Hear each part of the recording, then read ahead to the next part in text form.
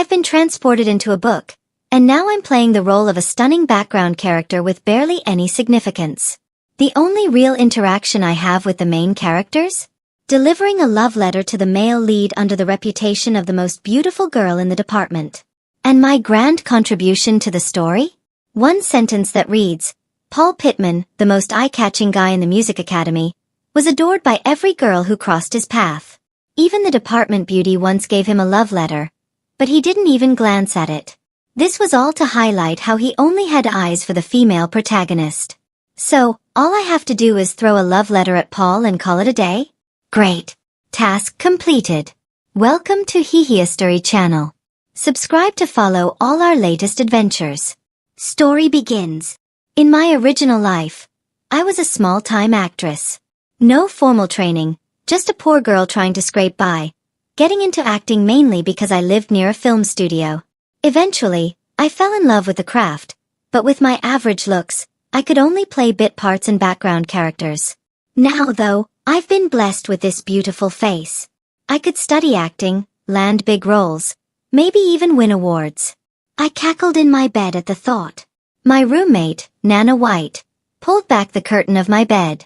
Leslie Roberts, are we still going to watch Paul Pittman play basketball tomorrow? A perfect setup. I shot back with determination, of course. I wasn't all that into watching guys play basketball, but I tagged along with Nana for a while. Then, right on time, I snuck to the back door of the gym. Before long, a group of guys came out, arms slung over each other's shoulders. Paul Pittman. I seized the moment, stepped in front of them, and handed him the love letter. He didn't even spare me a glance. Just walked right past me. Typical male lead behavior. I scratched my nose. Already used to it. Rejected again, Paul? Not even the department beauty can sway you. One of the guys teased. This really is a case of drought for some and flooding for others, another said. Paul the cool guy just shrugged, boring. Their chatter faded as they walked away. I didn't mind. I stuffed the letter back into my bag, ready to move on. Just then, I noticed a car had pulled up in front of me. The window rolled down, revealing an exceptionally handsome face. I know Paul Pittman, he said casually. Would you like me to hand the letter to him for you? I hesitated for a second. Sure, why not? It'd save me the trouble of dealing with this whole task later. Oh, thanks. I handed the pink envelope to the stranger and asked, Does Paul even read these things? He blinked in mild surprise. I could ask him too if you'd like. No. Just hand it over, please. No need to bother him. I didn't even write a word in the letter, so it was best if he didn't read it. With the letter out of the way, I turned my attention to life at this prestigious media school. In the past, I had to learn everything on my own while working as a background actress. Now, I had endless courses and expert instructors guiding me. It was like I'd fallen into a treasure trove of knowledge, and I was loving every second of it. In my junior year, the Drama and Film Academy organized a competition. Students from all disciplines, directing, scriptwriting, acting, set design, could form teams and show off their talents. I signed up immediately. But no one wanted me on their team. Sorry, we're full. I don't think we have a role that suits you. You're participating for credit? It wasn't a surprise, really. My reputation as a pretty face with terrible grades preceded me. According to Nana, the old me had planned to become a beauty influencer and didn't care about acting at all. In the end, I was ready to perform a one-woman show when a junior director, Erica Smith, came to my rescue. One of their actresses had fallen ill, and she asked if I'd like to fill in as the third female lead. Of course I would. Supporting roles were my specialty. Still, not everyone in the group was thrilled. What if she messes up? She'll drag the whole group down. We should cut her lines, just to be safe. Maybe Dolly can push through for the sake of the project? I resisted the urge to roll my eyes. It wouldn't hurt them to keep their voices down while plotting against me. On the day of the performance, there were some industry bigwigs in the audience, along with the usual professors and students. That's when I remembered, the female lead of the broadcast journalism department, Luba Kelland, was hosting the event. In the book, she dazzled everyone with her eloquence, landing a contract with a major entertainment company. She stumbled into her love story with Paul Pittman that very night, dressed in a radiant red gown. They met backstage in a dramatic, gravity-defying fall straight into each other's arms. It was love at first sight, the kind of scene that makes your heart skip a beat. But I didn't have time to admire the main plot, because during our performance, the male lead, Philip Keir, forgot his lines. The stage fell silent. It was obvious that no one knew what to do. Thankfully, if there's one thing I'm never short on, it's experience. I stepped up, smoothly picking up his line and passing the cue to the next actor. The performance rolled on like nothing had happened. We ended up winning second place, which wasn't too bad. Philip, red-faced, apologized afterward. He didn't say it outright, but I could tell he had underestimated my acting skills, especially since he'd been one of the people doubting me at the start. Got time after this? I'd like to take you out for a late-night snack, he offered. I had to decline tearfully, all in the name of maintaining my figure. But Philip was persistent, and as we stood at an impasse, a voice interrupted. Am I interrupting something? I turned around to see a stranger. He smiled kindly and handed me a business card. Hi, I'm from Murphy Entertainment. Our president, Theobald Murphy, would like to meet with you. I glanced in the direction he pointed. Wait. Is that the love letter guy?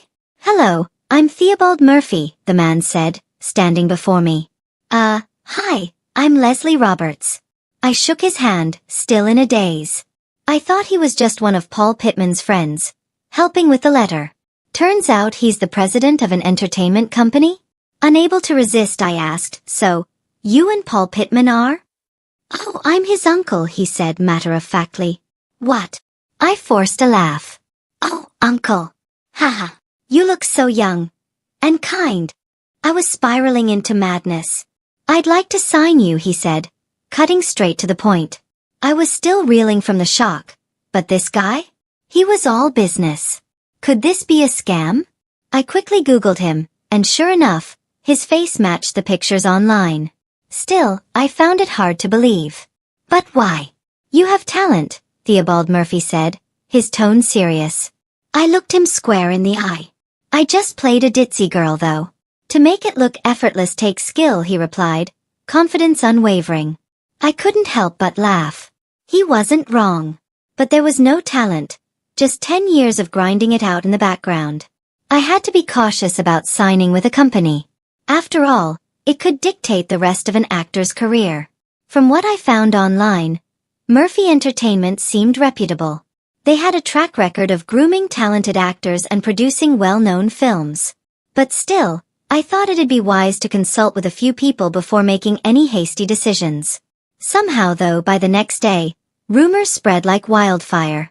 People were whispering that I was making a desperate bid to enter the entertainment industry because Paul Pittman rejected me. Even Nana was convinced. She sat me down and said, Leslie, I get it. You're upset about Paul, so you're trying to prove something. Heavens no. I wasn't even around when that dramatic night happened. Sure, I knew how the story would unfold, but I was far too busy dealing with my own problems to be part of their love story. Given that Theobald Murphy was Paul Pittman's uncle, I decided to keep my mouth shut about any further connections. That revelation might just make the rumors worse. After careful consideration, I finally decided to visit Murphy Entertainment a few days later to sign the contract. Theobald personally welcomed me. I laid out my one condition before we even began. This job cannot interfere with my studies. He frowned slightly. Is it because of Paul? What was with everyone and this love-struck assumption? I couldn't take it anymore. No. I practically yelled. It's because I'm serious about my education. He gave a slight chuckle, clearly amused by my outburst. Fine, whatever. Let them think what they want. At least I stood my ground.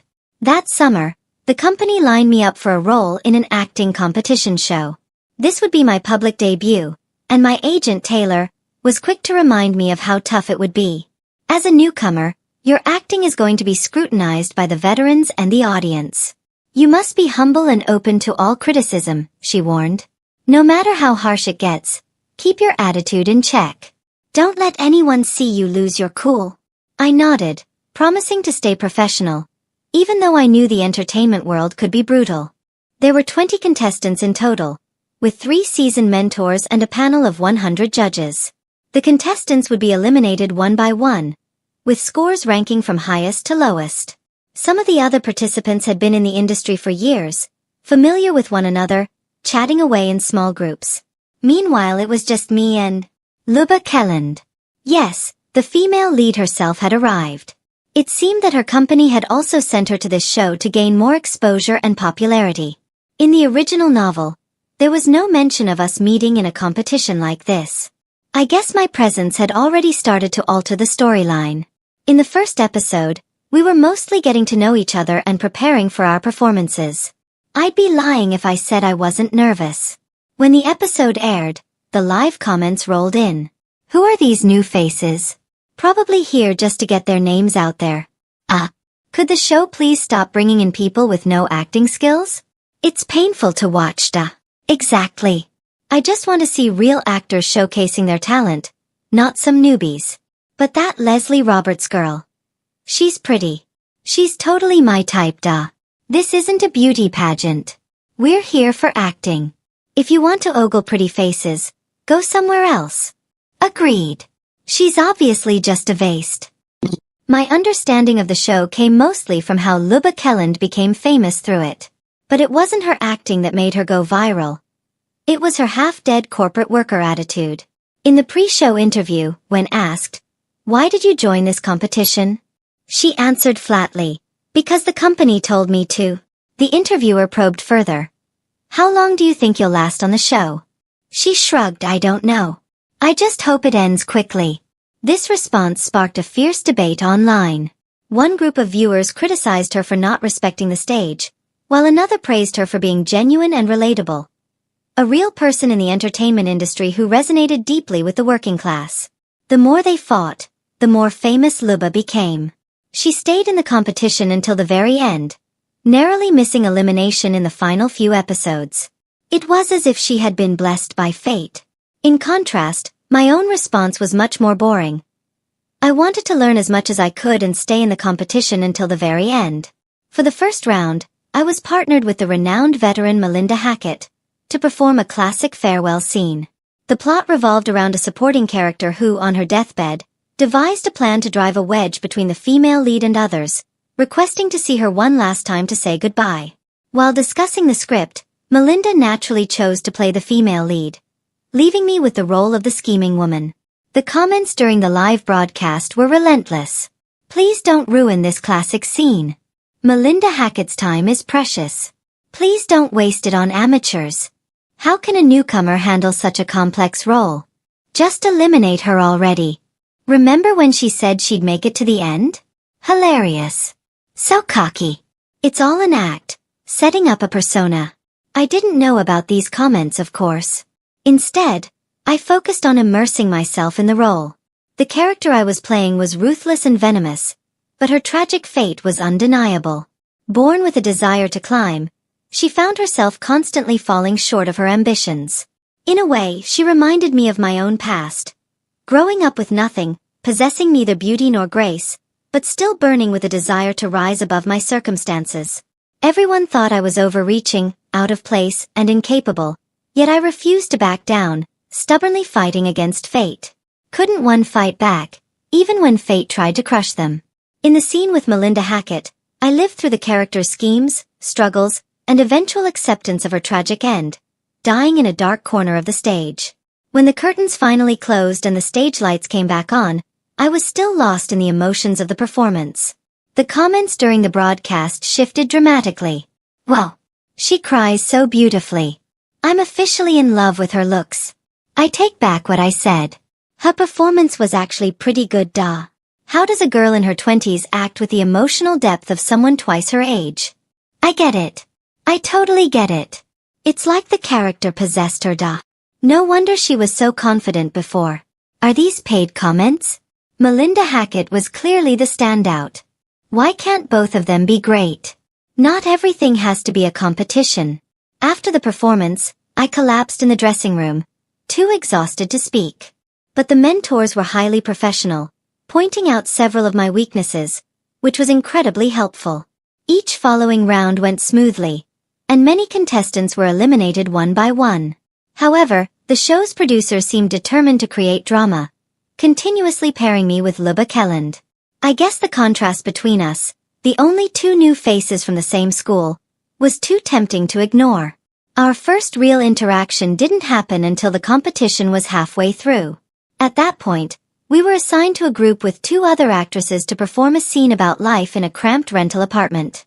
The scene required an explosion of emotions from all characters, which proved difficult for Luba, who lacked formal training. During rehearsals, her performance consistently fell flat. The two older actresses offered advice, but nothing seemed to help, and frustration was building. Typically, in group scenes, we all chose our favorite roles and worked together harmoniously. But with time running out and tension rising, I suggested that we switch roles to see if it made a difference. The two other actresses agreed, but Luba hesitated. After much consideration, she insisted on keeping her original part. When the episode aired, the audience comments exploded. "Leslie Roberts is so calculating. It's obvious she wanted Luba Kelland's role. Don't be ridiculous. Leslie was just trying to help the team." Exactly. Luba Kelland is selfish, only thinking about herself. The rules allow her to choose her own role. Why is Leslie trying to show off? Well, Leslie can act. So what's the problem? It's not her fault Luba is weak. There's no right or wrong here. Why is everyone so angry? In truth, Luba had potential, but her lack of experience was holding her back. When it came time for the live performance, her acting didn't quite hit the mark. During the mentor's feedback session, Luba admitted she knew she wasn't up to par but had no regrets because she had pushed herself to try. The two older actresses chimed in, saying, Luba could have switched roles with Leslie, but she chose to challenge herself and grow. Sensing the potential for even more drama, one of the mentors turned to me and said with a smile, "Is that so? Well, Leslie, I'd like to see you perform Luba's role." What could I say? Act, of course. Whether I did it or not, I was stuck in this mess. I pushed aside my emotions, stepped into the role, and gave it my all. By the time the scene ended, the applause in the room was thunderous. One of the mentors, clearly moved, said, "Leslie Roberts, you were born to be an actress." I had never imagined I would hear those words in my lifetime. Suddenly, I remembered my first day on set as a supporting actress with lines. I'd been so nervous that I couldn't get the words out properly, and the director had shouted at me in front of hundreds of people, "Who brought this useless nobody here? Stop bringing in garbage." I had bowed repeatedly, apologizing, only to be replaced. After that, I swore I'd never step on set without rehearsing my lines to perfection. It felt like yesterday. "Thank you, sir." I bowed deeply once again. When the filming wrapped that day, Luba Kelland was eliminated. Unbeknownst to me, social media was ablaze with hashtags. Hashtag Leslie Roberts acting, hashtag Luba Kelland eliminated, hashtag Leslie Roberts scheming, hashtag Leslie Roberts looks, hashtag Luba Kelland Paul Pittman, hashtag Leslie Roberts Paul Pittman. A few days later, the production staff approached me, looking worried. Apparently, I had several missed calls. During the filming period, we had to turn in our phones, but anyone with urgent matters could contact their assistants. Unfortunately, I didn't have an assistant, too poor for that. So Taylor was off handling other things. Turns out, I had 5 missed calls from Theobald Murphy. My heart raced as I held the phone in my hand, wondering what had happened. Just as I was about to call him back, a message popped up. "Don't worry." It was from Theobald Murphy's number. What on earth? I stared at the missed calls, debating whether or not to return the call. In the meantime, the production crew was hurrying me to get ready for the next round of filming, so I reluctantly put my phone away. In the final episode, I lost to a veteran actor, taking second place. There's always someone better, and I accepted my defeat gracefully. When the show ended, the company sent a car, and Taylor came to pick me up in person. There were even fans outside holding signs, asking for my autograph. As I stepped out of the broadcast building, I closed my eyes, savoring the bustling energy of the crowd around me. For the first time, I truly felt like I had been reborn. The company has suppressed most of the negative comments online, so don't worry about it. Taylor casually mentioned as we discussed my next steps. I paused for a moment, finally understanding the meaning behind Theobald's message. The show had been airing while we were filming, and fans of both me and Luba had begun clashing, which somehow dragged Paul Pittman into the chaos. Originally, things wouldn't have gotten this heated, but the male lead had to fan the flames. Paul Pittman shared a video clip of Luba's performance on the show, captioned, "Brave." Soon after, so-called classmates started telling dramatic stories about our infamous love triangle at the Media Academy. In short, my online reputation was now that of a jealous supporting character, scorned and bent on revenge. I gazed out the car window and chuckled to myself. It's fine. It doesn't matter. At the company's headquarters, Paul Pittman intercepted me. He looked like he had been waiting for a while. "I'll head up first." "You've got 10 minutes, Taylor said, disappearing into the elevator. Paul was clearly angry, ready to demand answers. "Leslie Roberts. Liking Luba Kelland is my business. Stop causing her trouble." I blinked at him with wide, innocent eyes. "What are you talking about?" "I don't understand. Didn't you humiliate Luba on the show? Who else could it have been?" I took a step back, my eyes welling up with tears. I shook my head desperately. "No, you've got it all wrong. I only wanted to help the team. Anyone can misunderstand me, but you can't." I reached out toward his sleeve, but just before I touched it, I quickly pulled back, trembling, tears falling like pearls from a broken string. "I swear I didn't mean to." I looked fragile, pitiful. Even though we were surrounded by our own people, it still wasn't ideal to cause a scene. Paul's brows furrowed. "We can talk about this. You don't have to cry." I didn't respond, only continued to sniffle quietly. After a few moments, he sighed, seemingly resigned. "Fine, we won't blame you anymore. Just, don't cry, okay?" That did it. Blame? What right do you have to blame me? I wiped away my tears and shot him a mocking look. "You," Paul's face twisted in surprise, clearly trying to make sense of my sudden change. "Do you like my acting?" I grinned, amused. "What gave you the impression that I've been bothering her? If your eyes are failing you, maybe consider donating them to someone who needs them." He froze, seemingly shocked that I'd talked to him like that. I crossed my arms, tilting my chin up to look at him. "Let me make this clear. If Luba Kelland felt humiliated, it's because of her underdeveloped acting skills, got it? Instead of playing the self-righteous knight here, why don't you remind her to take her talents seriously before she wastes them?" Paul Pittman's face flushed with anger. "You're the one who..." "Me what?"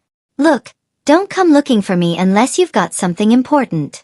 I'm very popular now, so don't even think about using me to get attention, understand?" I pulled out my sunglasses, already prepared for this, and turned toward the elevators. Just as I spun around, I caught sight of Theobald Murphy. Who knows how long he had been standing there. Through my tinted shades, I couldn't quite make out his expression. Behind me, Paul shifted awkwardly. "Uncle." Theobald nodded slightly, walking past us. "If you've got time to cause a scene in the lobby, you'd be better off spending it with your mother. Does this look good to you?" Paul straightened up, finally taking the jacket off his shoulders and muttering, "Got it." He shot me one last glare before following Theobald toward the reception desk. "Uncle, that Leslie Roberts, on the show, she..." I pretended not to hear him, pressing the elevator button and watching the red numbers tick up, then back down. After a few moments, Theobald returned, holding an EMS envelope in his hand.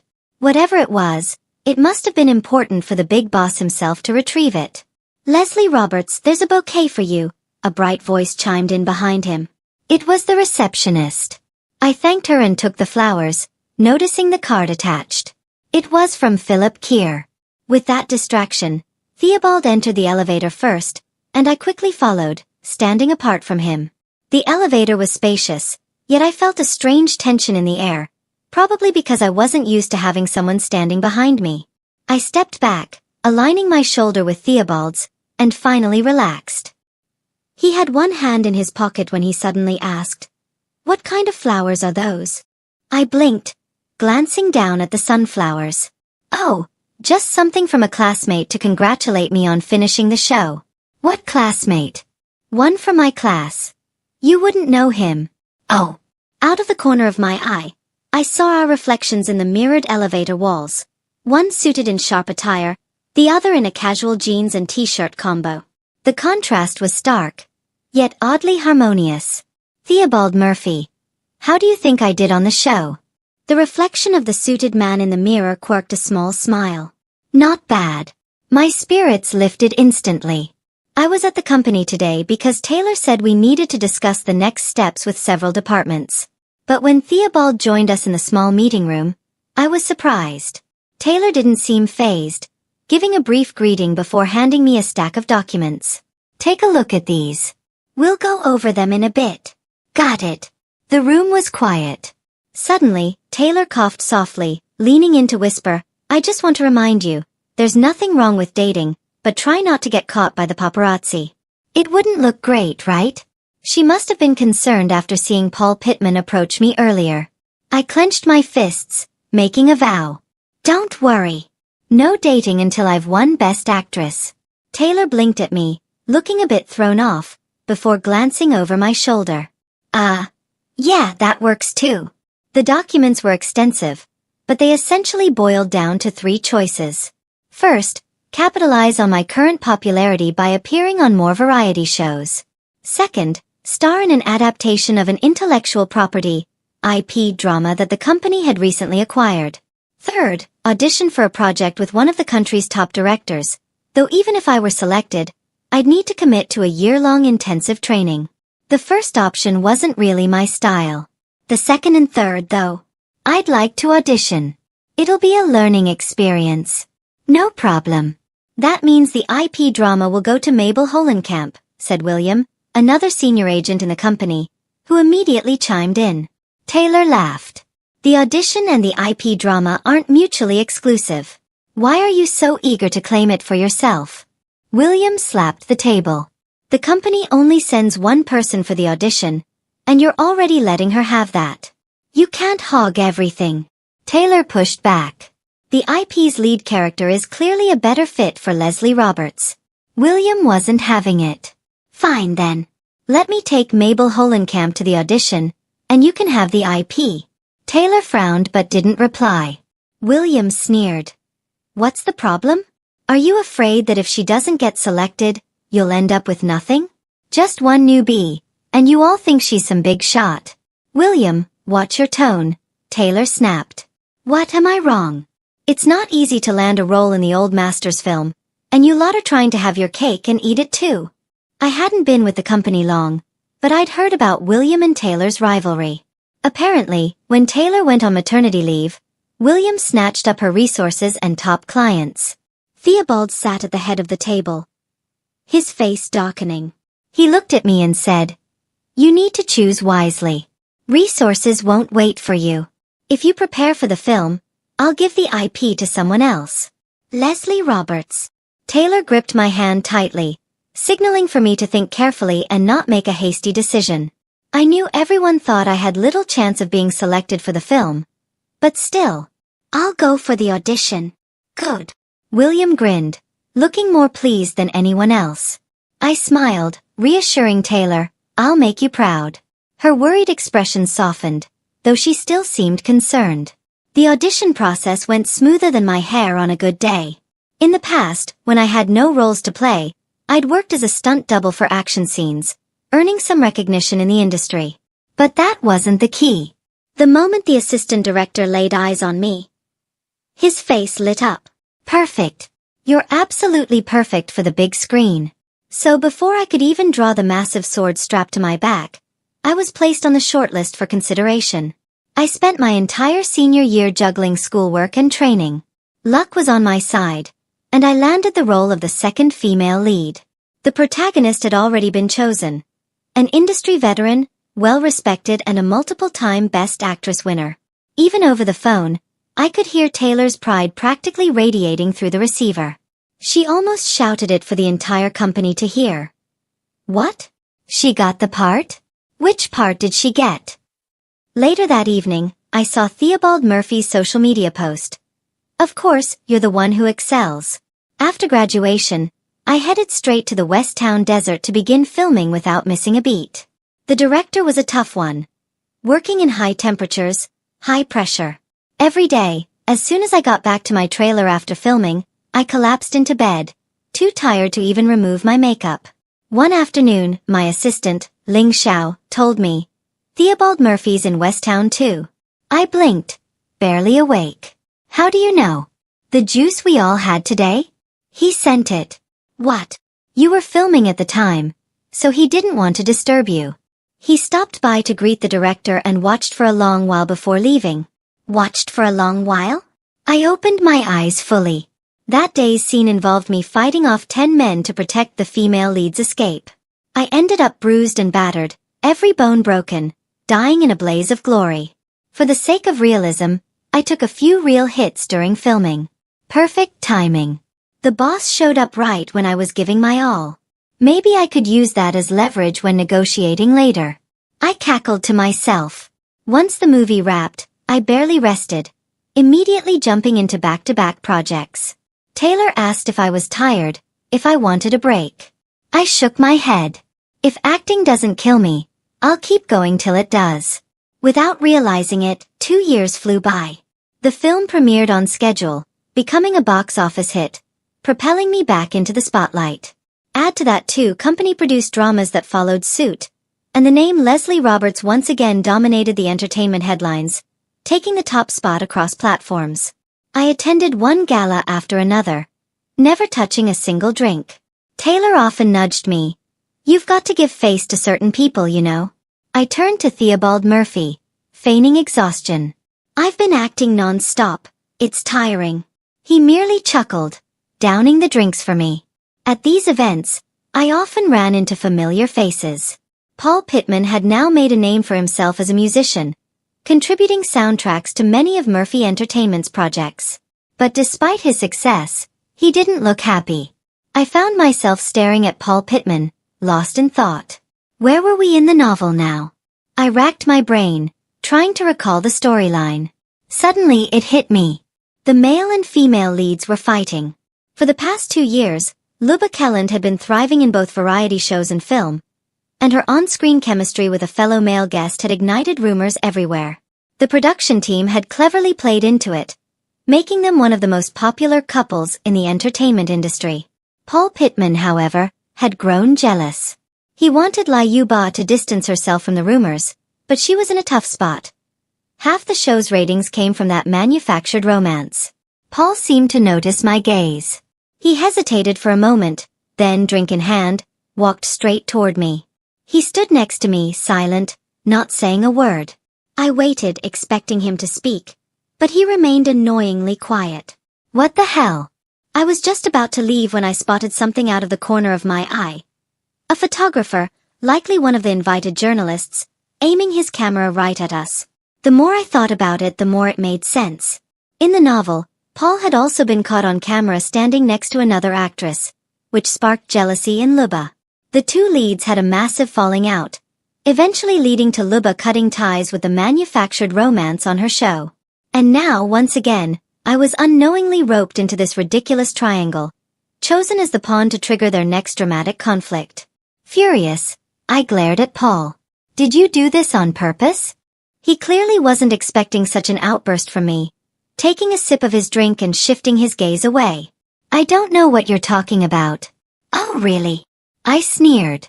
"Seems like last time wasn't enough to teach you a lesson." I turned and stormed off toward the journalist. The poor guy looked startled, as if my sudden approach had frozen him in place. Can I help you with something? Mind if I take a look at those photos you just took?" He fumbled through his camera, flipping through several shots, all focused on me and Paul standing side by side. Close-ups, of course. He looked embarrassed. "We're just trying to make a living. I hope you understand." "No worries," I handed the camera back, offering a sly smile. "Do you have your phone? I'll give you an exclusive scoop." Timing is everything for a journalist. Not long after, I was trending on 3 major platforms. #LeslieRobertsAudio, #LeslieRoberts denies liking Paul Pittman, #LeslieRoberts and Luba Kelland. And at the top of the list, an audio clip. I, Leslie Roberts, am officially declaring. I do not like Paul Pittman. The comments under the trending post were a chaotic mix. Haha. Leslie Roberts is finally fed up. Those two need to stop riding her coattails. What's Leslie Roberts even trying to do? More hype. Come on, she's clearly had enough. The entire internet has been pushing the narrative that she's pining over Paul Pittman for 3 years now. I'd have lost it long ago. Honestly, I've never seen such a blunt denial. Leslie Roberts didn't even bother with the standard, "We're just friends" line. I can just picture her rolling her eyes while saying that. Haha. Leslie Roberts is a breath of fresh air in the entertainment industry. She just says what's on her mind. Side note, her voice is so nice. I could listen to her talk all day. Meanwhile, the gala wasn't over yet. Taylor pulled me aside, her face a mix of concern and frustration. What are you doing, girl? Do you realize you might have offended people? At least give me a heads up before pulling something like this. I caught a glimpse of Paul Pittman across the room.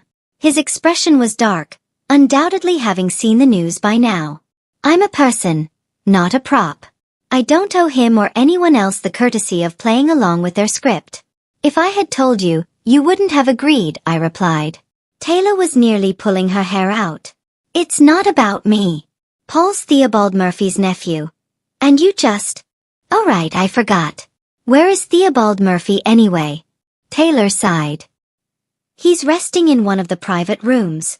The so-called private rooms were where the event hosts had set up for the big bosses to take a break. I knocked on the door. Come in, a voice responded from inside. Theobald was lounging on the sofa, his suit jacket draped over the backrest, tie loosened, and the top 2 buttons of his shirt undone. He had his elbows resting on his knees, looking up at me as I entered. What are you doing here? His face was flushed from the alcohol, the warmth spreading down to his neck and chest. He was clearly drunk. I averted my gaze and placed the cup of honey water I'd brought onto the coffee table in front of him. As I stepped closer, the scent of the alcohol lingering on him hit me, making my head swim for a moment. I calmed myself and spoke softly. Theobald Murphy, I'm really sorry about the situation with Paul Pittman. I know he's your nephew after all. Theobald hung his head, not saying a word. It was probably the alcohol, making him too uncomfortable to respond. I waited for a moment, the silence stretching on awkwardly. Well then, I'll be heading out, I said, reaching for the door. Just as my hand touched the knob, I heard him call out behind me. Leslie Roberts. You don't like him anymore? I didn't hesitate. No. Theobald's expression grew more serious. Then who do you like now? Is it a rule that I have to like someone? I laughed nervously. But his face stayed blank, my joke falling flat. My awkward laughter was thankfully interrupted by his driver entering the room. The car is ready, Mr. Murphy, the driver said. Theobald stood up, grabbed his jacket, and draped it over his arm. Let's go. I'll take you home first.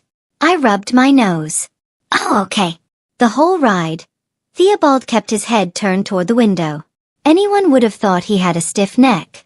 At one point, he tried to open the window. I stopped him. You shouldn't let the wind blow in your face after drinking. It'll give you facial paralysis. Reluctantly, he left the window alone. When we arrived at my building, I unbuckled my seatbelt and thanked him. Thanks for the ride. I'll head up now. Just as I reached for the door handle, he grabbed my wrist. I looked at him, confused.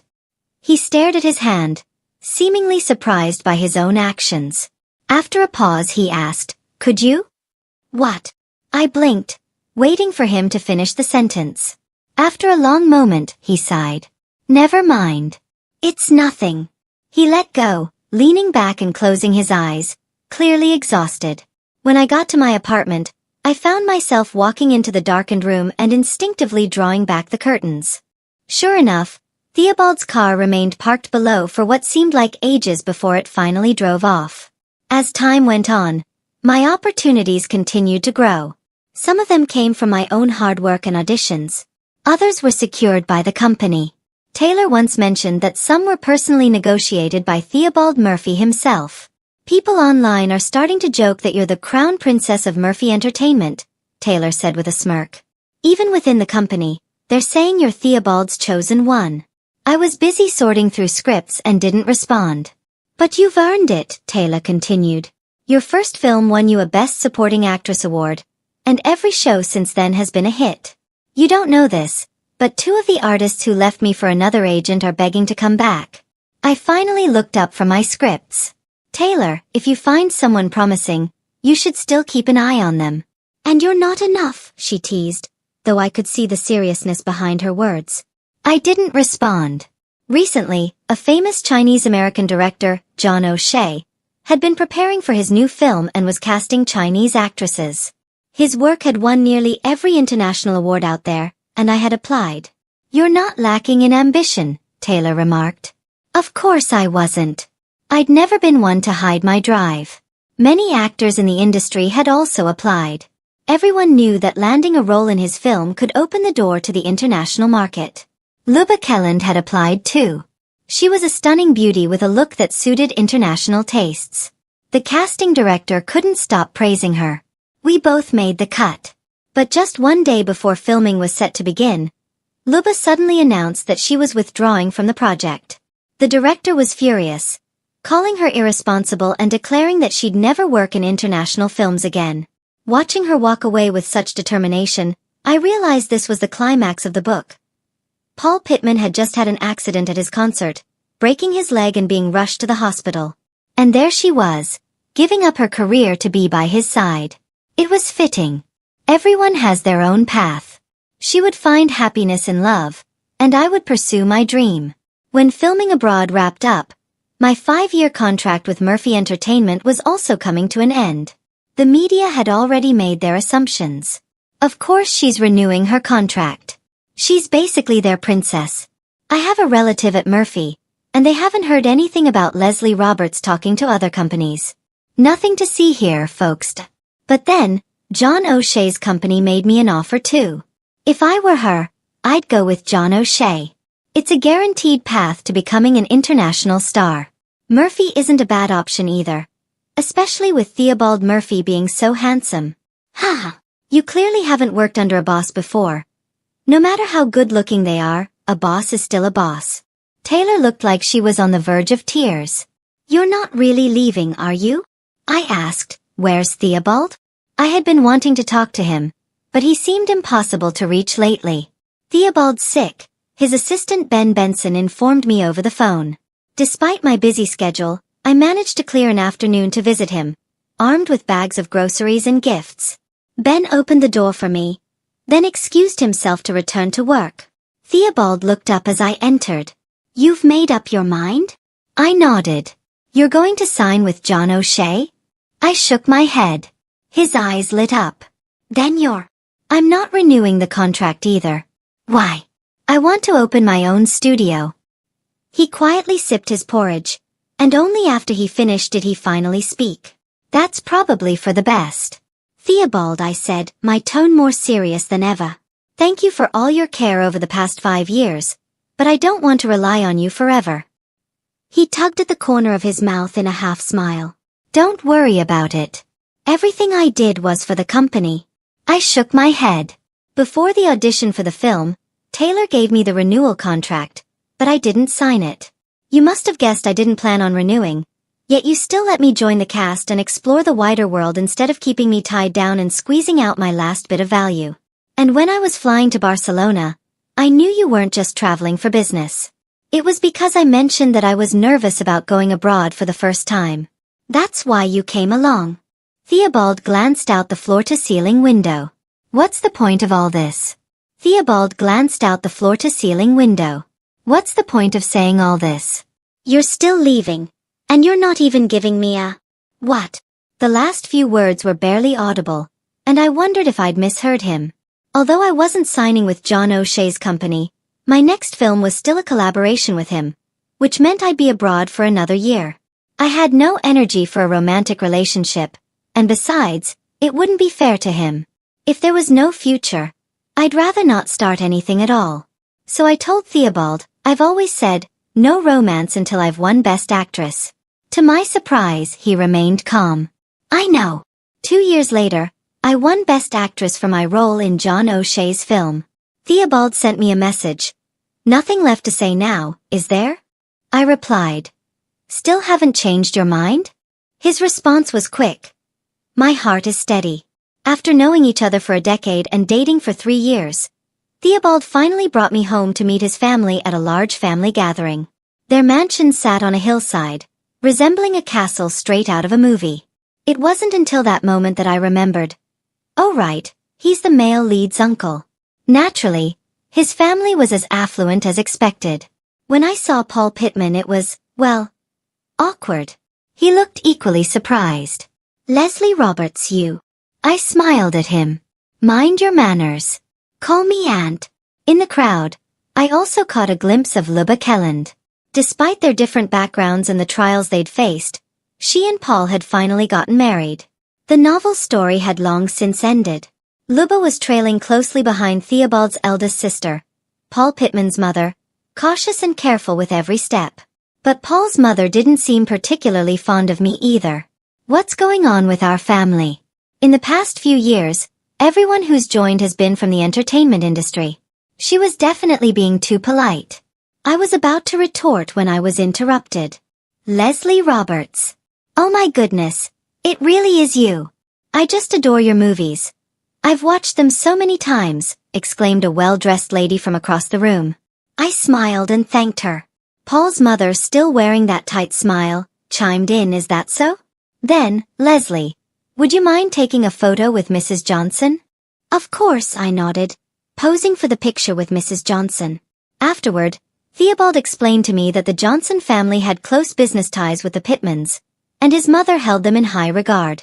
Over time, as the interactions continued, Paul's mother's attitude toward me softened. She even spoke to me with more warmth. Attending social events was exhausting.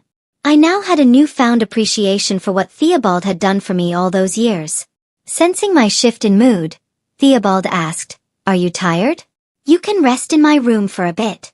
Sure. The room was in the old mansion where he had grown up, much more lived in compared to his city apartment.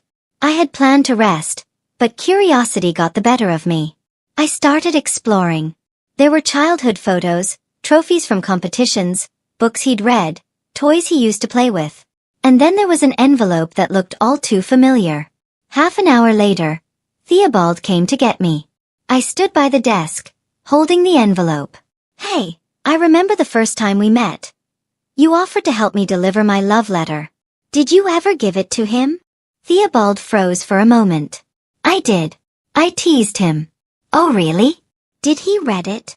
Why are you bringing this up now? Did you see him today?